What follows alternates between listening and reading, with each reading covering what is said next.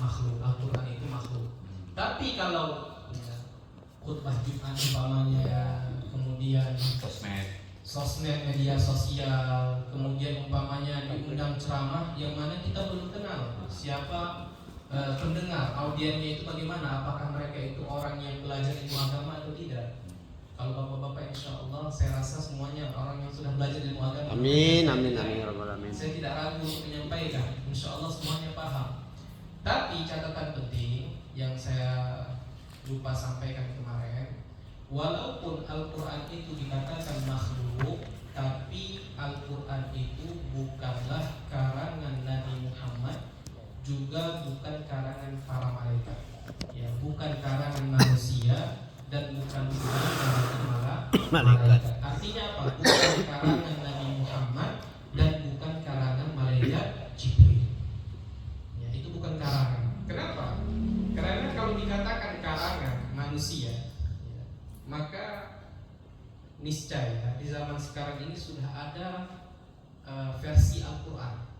Dalam arti ada Al-Quran 1, ada Al-Quran 2 dan seterusnya. Karena manusia yang bikin. Sama seperti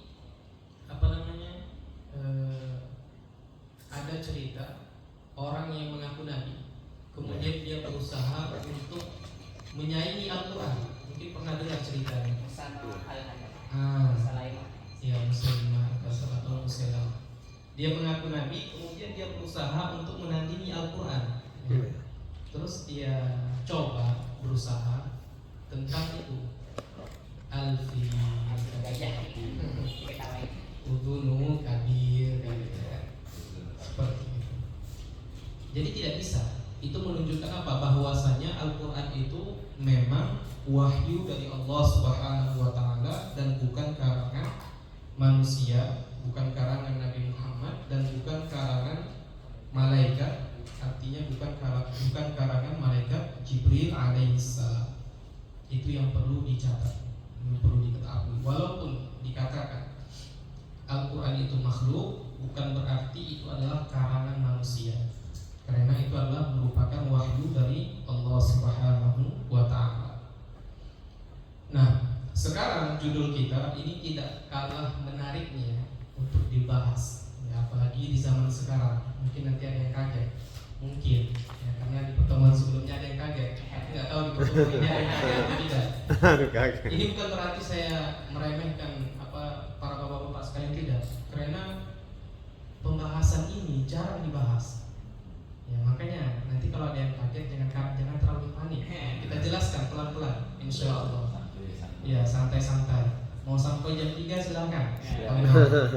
Kita ngobrol santai. Nah, Bismillahirrahmanirrahim, kita baca pelajaran ke-11. Al-imanu bil qadar. Al-imanu bil qadar. Maksudnya saya yang baca. Semuanya cukup memperhatikan. Nanti capek lagi. Biar saya saja yang capek. Nah, al-iman bil qadar. Ya, beriman kepada qadar.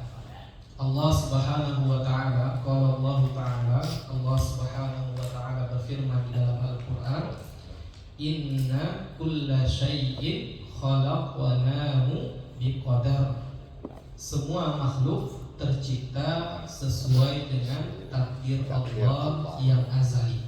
Ya, itu semua sudah ada di kitab para asatizah sekalian.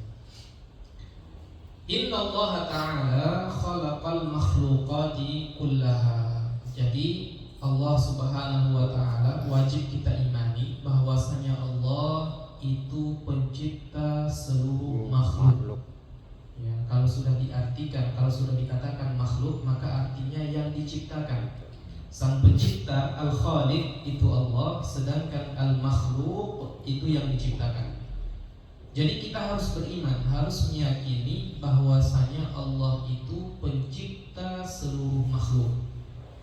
Famin hal hasan wal qabih, dan sebagaimana yang kita ketahui, ya, makhluk ini kan ada yang bagus dan ada yang jelek.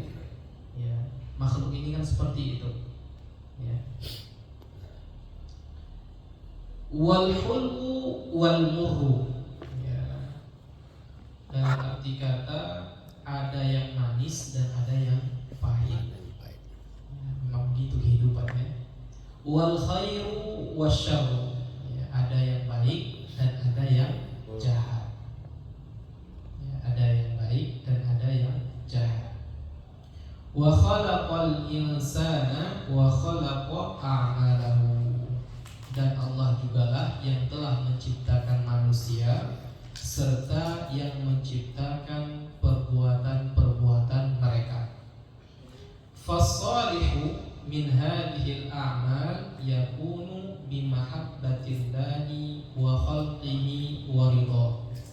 Amal soleh, ya, dari perbuatan-perbuatan ini itu semua diciptakan oleh Allah, dan itu semua atas dasar cinta dan ridhonya Allah.